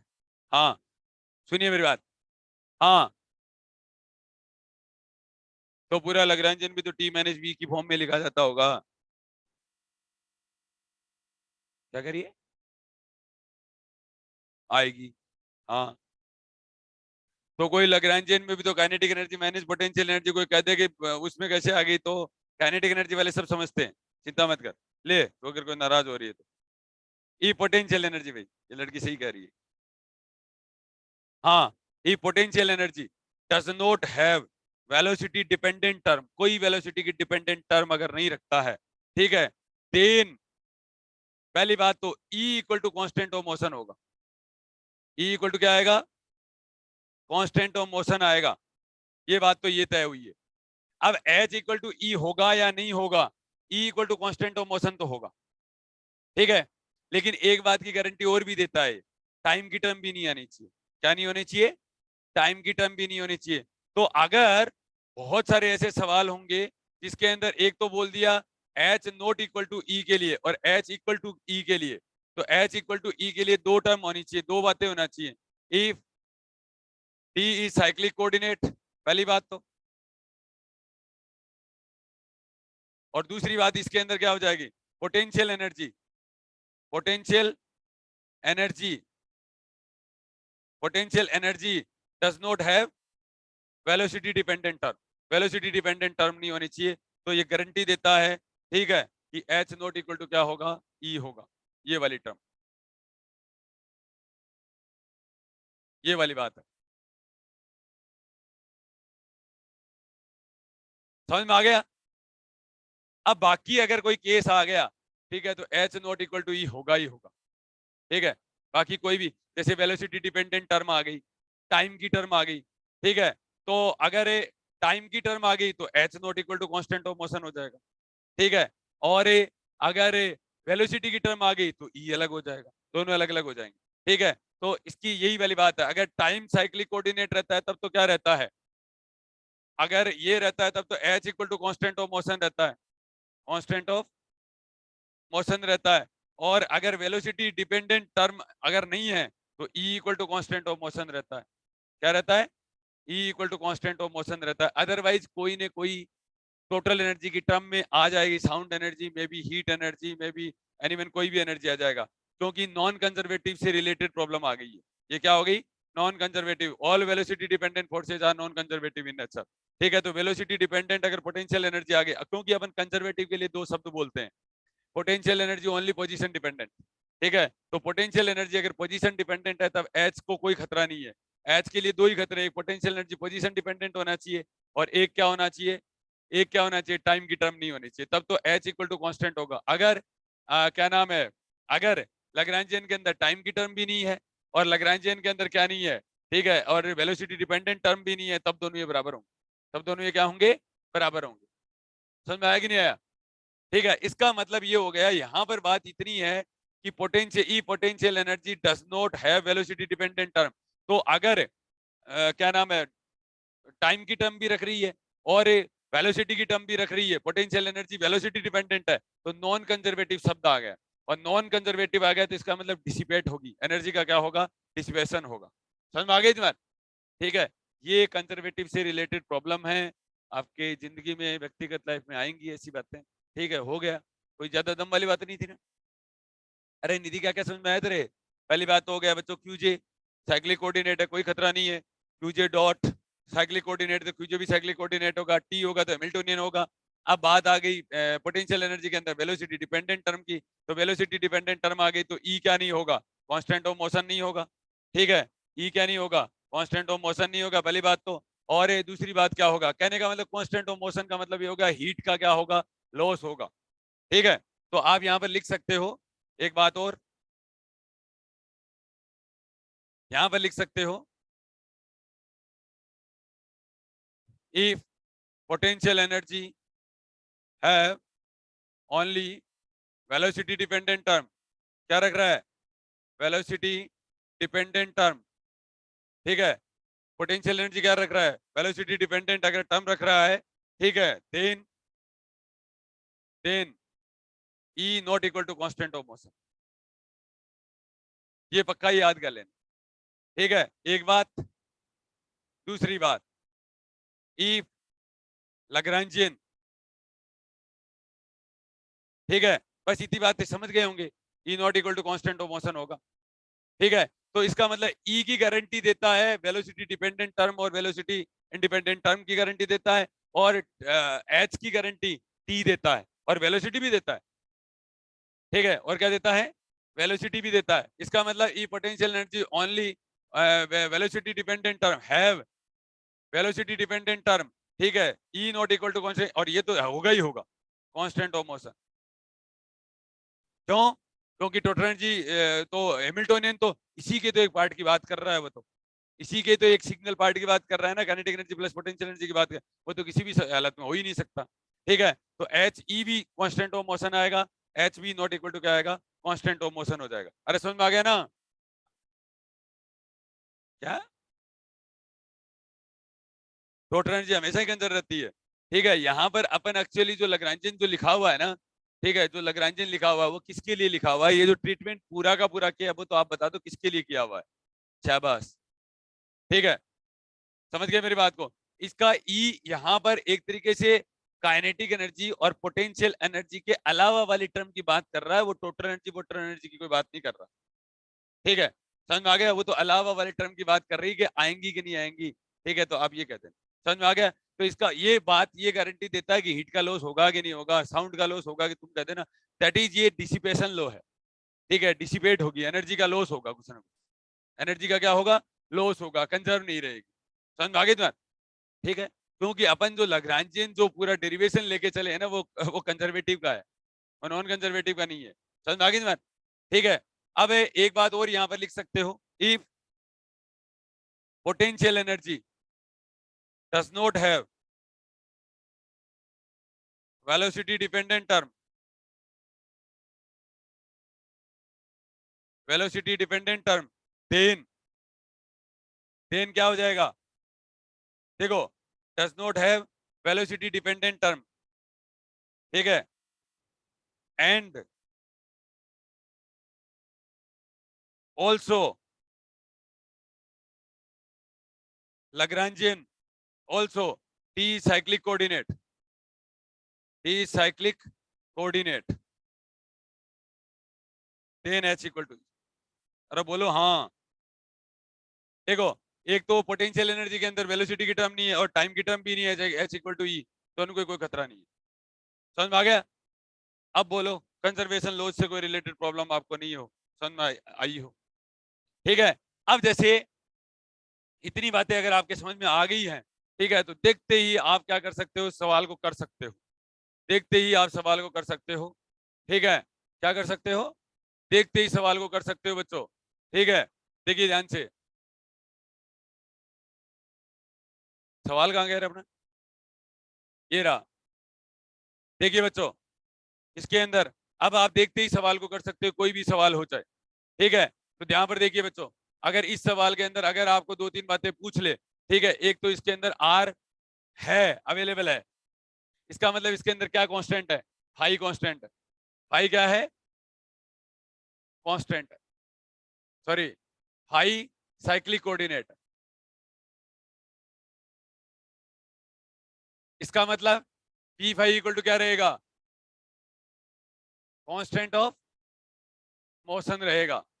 फाई क्या रहेगा, कांस्टेंट ऑफ मोशन रहेगा। अरे समझ में आ गया क्या, ठीक है, आ गया, यहाँ तक कोई दिक्कत नहीं है। ठीक है, phi equal to constant of motion रहेगा, समझ में आ गई बात। आर इक्वल टू क्या रहेगा, आर यहाँ पर क्या है, मिसिंग नहीं है, तो इसका मतलब लीनियर मोमेंटम इसके अंदर कंजर्व नहीं रहेगा। समझ में आ गया, तो linear momentum are not cyclic coordinate, cyclic coordinate. ठीक है, so P R equal to not constant of motion, P R not constant of motion. अरे बोलो हाँ, समझ में आ रहा है, आ रहा है ना। तीसरी बात, ये देखो चीरता हुआ चला जाएगा यहाँ पर। अब देखिए यहाँ पर टी भी नहीं है इसके अंदर, T is also cyclic coordinate, cyclic coordinate, T is also cyclic coordinate. इसका मतलब क्या हो जाएगा, इसका मतलब ये हो जाएगा कि क्या हो जाएगा, एच कांस्टेंट ऑफ मोशन रहेगा। एच क्या रहेगा, कांस्टेंट ऑफ मोशन रहेगा, पहली बात तो। अरे समझ में आ गया ना, ठीक है। देखिए यहाँ पर अगली बात, T is also cyclic coordinate, H equal to क्या रहेगा, कांस्टेंट ऑफ मोशन रहेगा। ठीक है, एक एक बात और रह गई, इसके अंदर potential energy, potential energy does not have, does not have velocity dependent term. क्या रख नहीं रख रहा है, वेलोसिटी डिपेंडेंट टर्म नहीं रख रहा है। इसका मतलब क्या हो जाएगा, ई भी कांस्टेंट ऑफ मोशन रहेगा, ई भी कांस्टेंट ऑफ मोशन रहेगा, और एच इक्वल टू ई को कोई नहीं रोक सकता, एच इक्वल टू ई भी रहेगा। समझ में आया, बस देखते ही कर सकते हो इस वाला में। ठीक है, तुम चाहे दुनिया के अंदर कोई प्रॉब्लम ले आना, मैं बता दूंगा लीनियर मोमेंटम कंजर्व, देखते ही प्रॉब्लम को कर सकते हो आप। समझ में आ गई। और ये सवाल आज तक बता दो नहीं आया हुआ है, तो कहीं नहीं आया हुआ, क्या हमने पेपर ही नहीं दिए थे तो। ठीक है, हर बार आता है ऐसा सवाल। ठीक है, समझ में आ गया। ठीक है, देखो यहाँ सवाल आप कैसे भी कर सकते हो, अगर आपका, अगर आप क्लास के अंदर नींद ले रहे हो तो सवाल नहीं कर सकते। अब जैसे मुझे नहीं पता था इस सवाल के अंदर बच्चों कि ये ना ये होता है, लेकिन आपको 40 स्पेस का पता होना चाहिए कि डिग्री ऑफ फ्रीडम 10 है, तभी ये सवाल होगा। ठीक है, ये 2013 दिसंबर में आया हुआ है। ठीक है, समझ में आ गई ना। तो D into D plus one divided by two, ये बहुत सारे लोगों का गलत था। अब ये एक चीज ये भी देख लिया करो, ये 2013 के हिसाब से ये सवाल बहुत ही हार्ड था, लेकिन 2022 के हिसाब से फद्दू है सवाल। क्यों, क्यों है, क्योंकि अभी तो वो भी तो आ गया, T by A by T by two N into N, particles वाला भी तो आ गया। ठीक है, इसलिए समझ में आ गया। तो ये पहला सवाल ये है। ठीक है, तो जल्दी से जल्दी अब करने शुरू करो बच्चों। ठीक है, और इंपॉर्टेंट इंपॉर्टेंट बातें करेंगे अपन, जल्दी करो। यही था क्या, जल्दी जल्दी लिखना, देखो थूकना मत अब।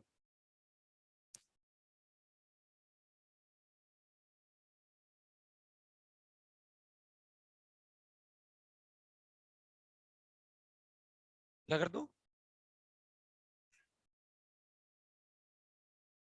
कर दी ना, तेरे सारे काम मैं ही करता हूँ वैसे भी।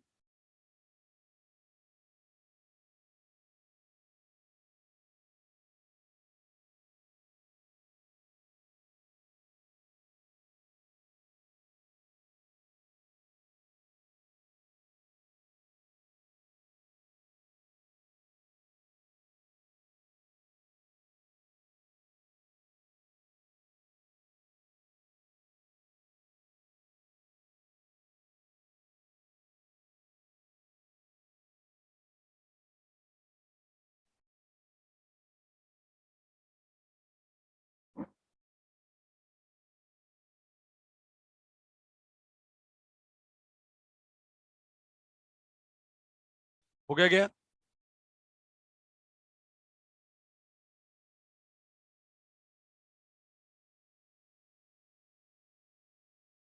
तो कोई बढ़िया से कोई चाय पिला रहा है क्या?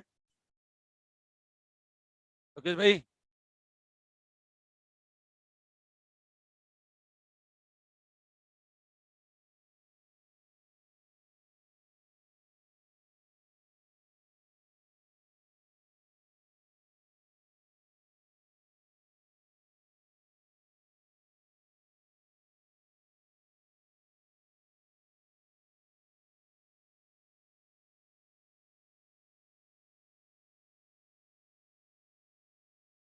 अरे इंटरेस्ट है क्या बच्चों?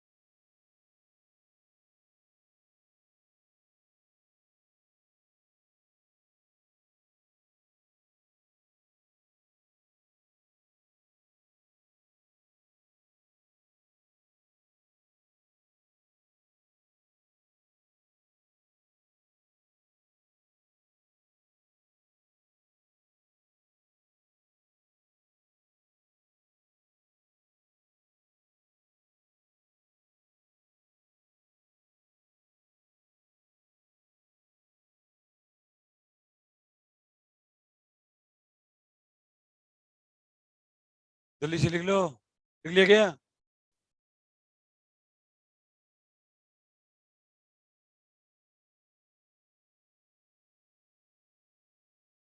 ये भी लिख लेना। समझ बाद में लेना। अरे लिख लिया क्या? ठीक है तो लिखो।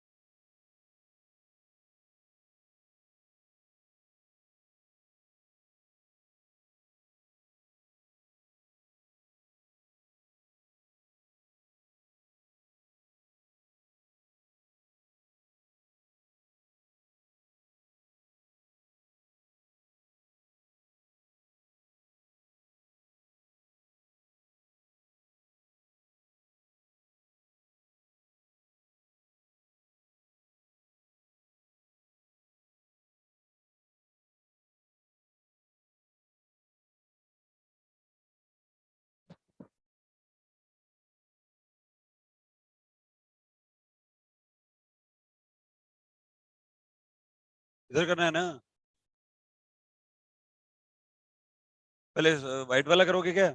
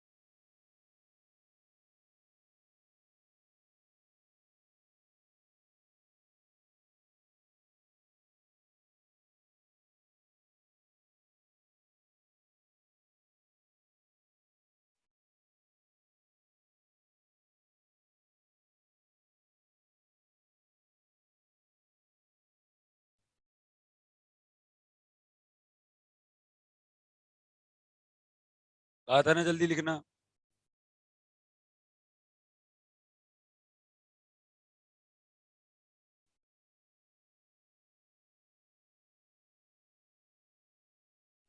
छपवा लो। यही काम कर रहे हैं, तभी कह रहे हैं और छपवा रहे हैं।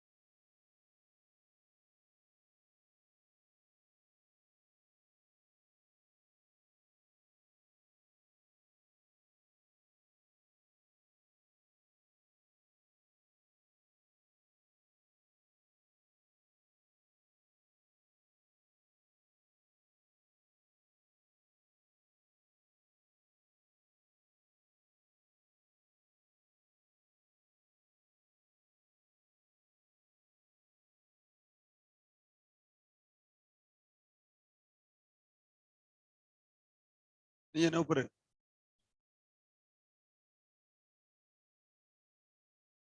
उसी का ही पार्ट है कि? अरे इससे आगे है ना।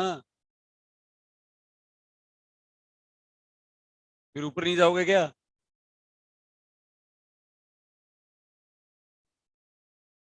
ये रहा।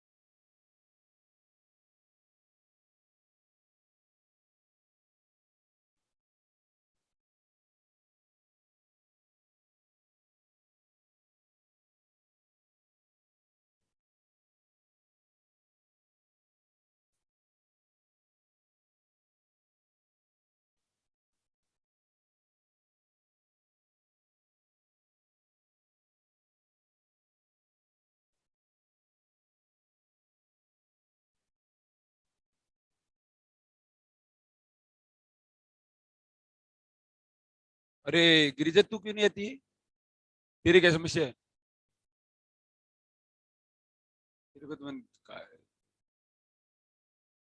मतलब लूटना है लोगों को बस। अगले सर जी गाड़ी तकड़ा तोड़ देखी जाए फिजिक्स एमएससी ग्रेड टाबड़ ने। तो रुक, हमने रिकॉर्डिंग चल रही है, लिख ले पहले।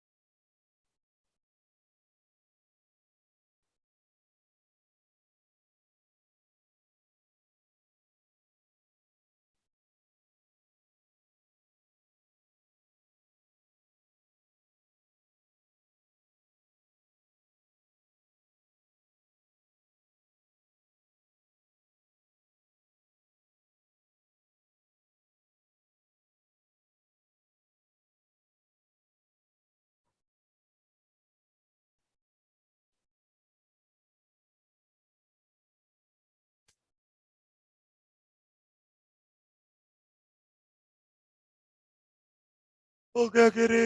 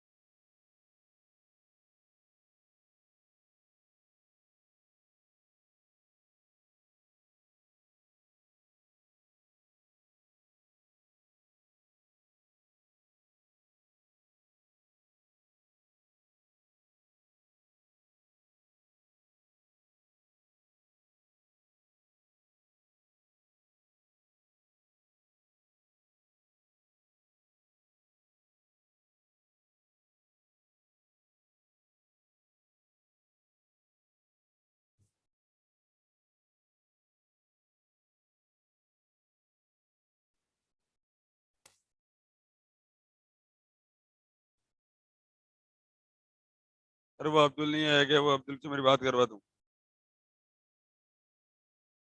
और तेरे वो क्या हुआ उसका क्या नाम है? हाँ, मेरी बात करवा उससे।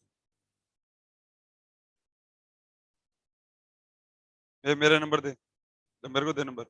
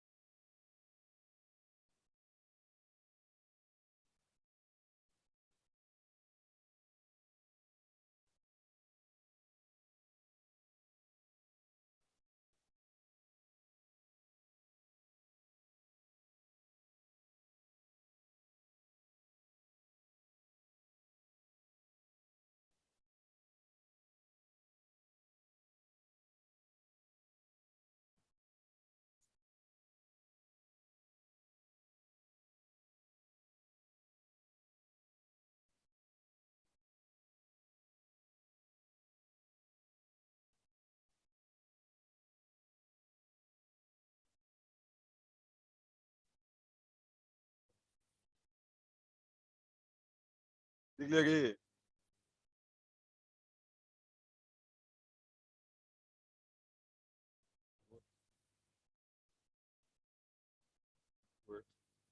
Four zero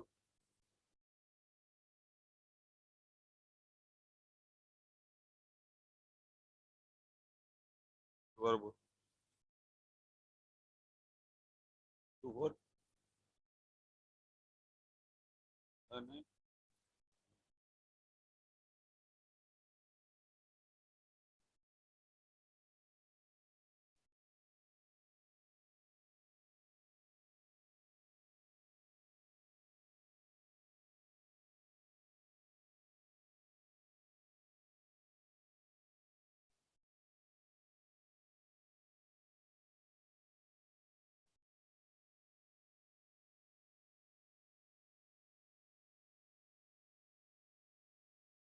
hello.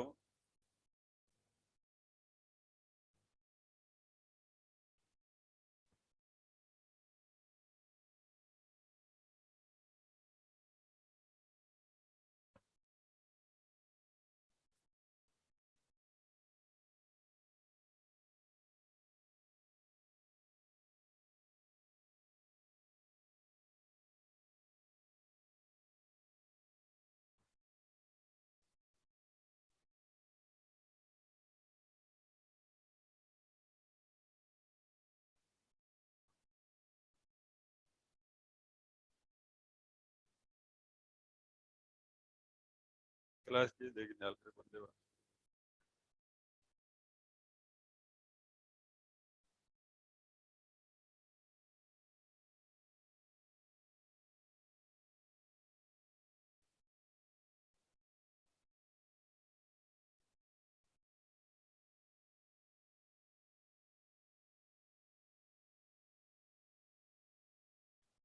काम करवा ले जल्दी से।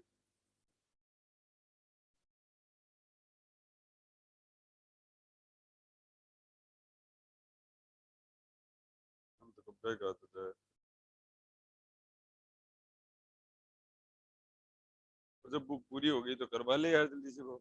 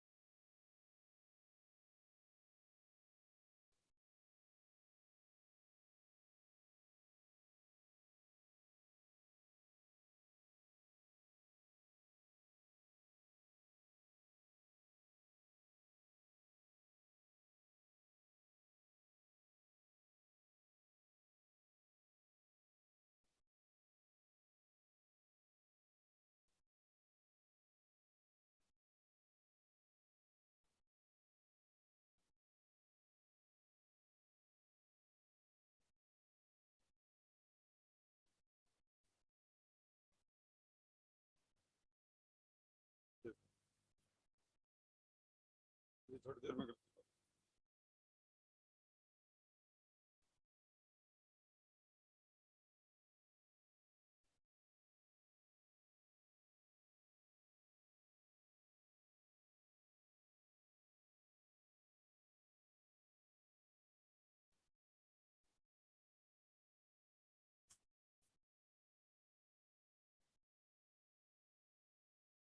हैं। यही है क्या? अरे ये लिख लिया गया।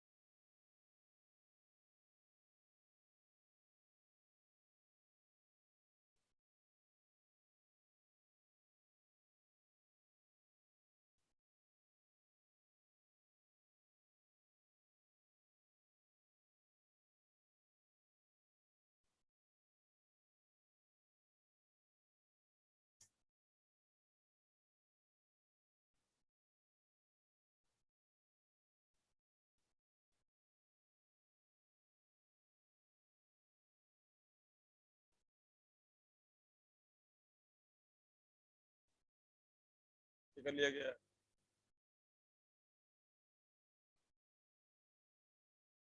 रह गया।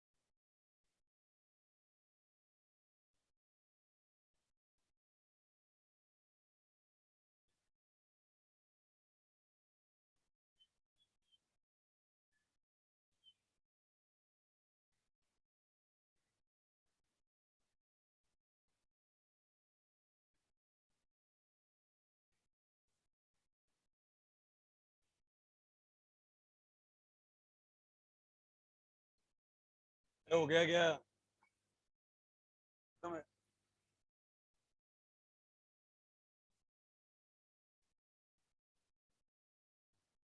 ठीक है बच्चों, the Lagrangian of a particle of mass small m,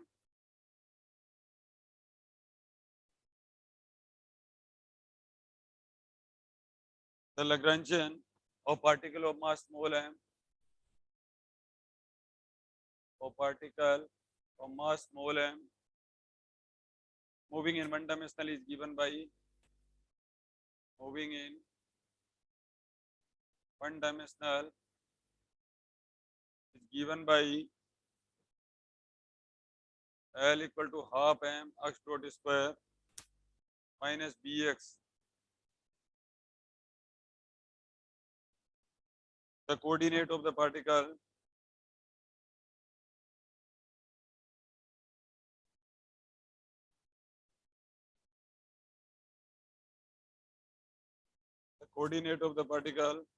x is a function of time t.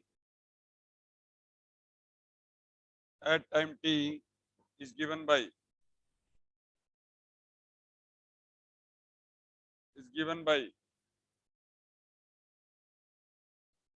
पहला ऑप्शन लिखिए minus b/2m into t square plus c1t plus c2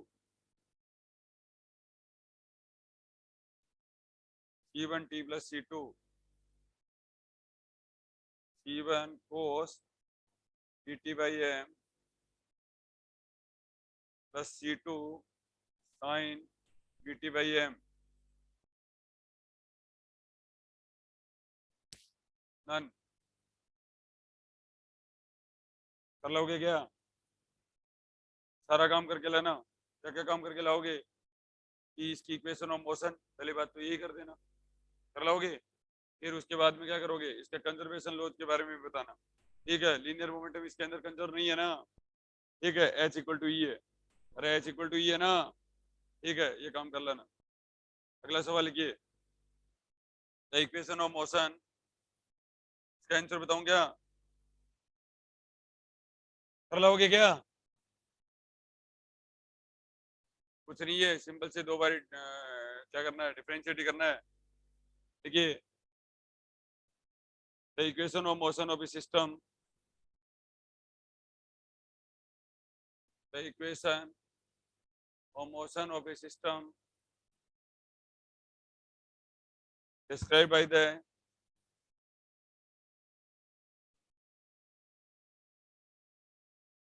by the time dependent Lagrangian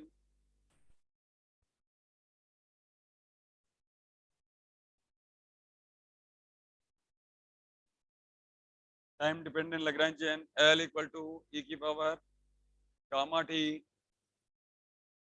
half mx dot square minus bx।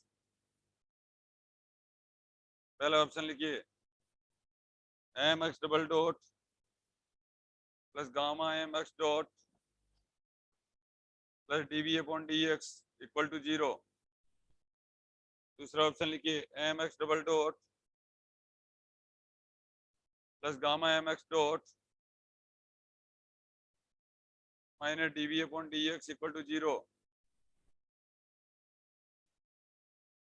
mx double dot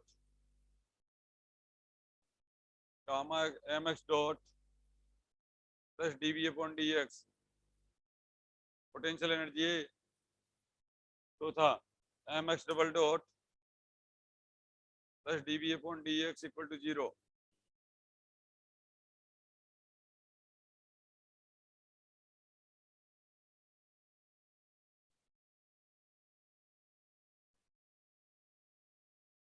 कर लोगे क्या?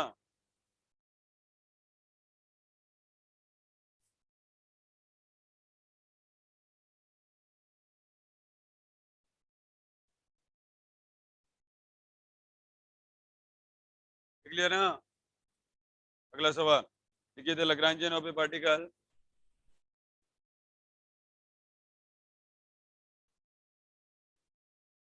The Lagrangian of A particle moving in A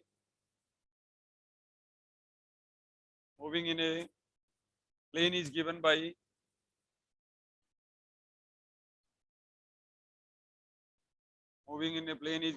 L equal to x dot y dot minus x square minus y square. In polar coordinates,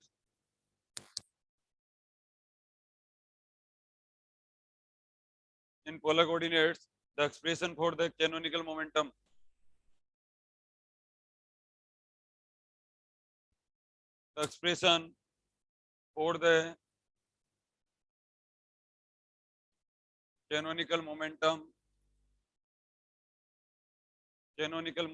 PR is PR समझते हो ना?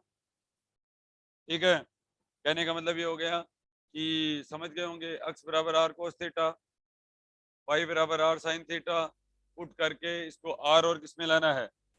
Theta में लाना है। इस पूरी इक्वेशन को किस में ले आओगे? r और थीटा में ले आना, और फिर क्या करना है आपको? Del L upon delta P R करना है। फिर आपको क्या करना है?